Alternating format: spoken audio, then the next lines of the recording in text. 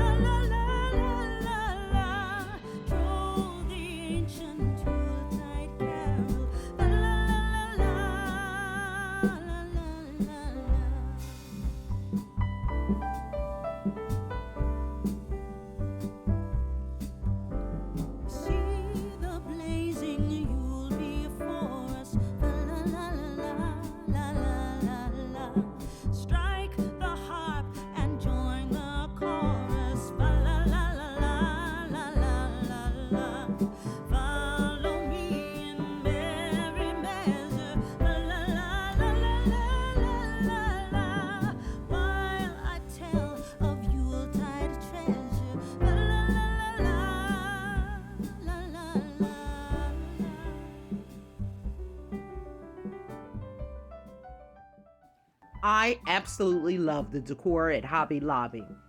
Aisles and aisles of beautiful decor, and 66% off is an awesome savings.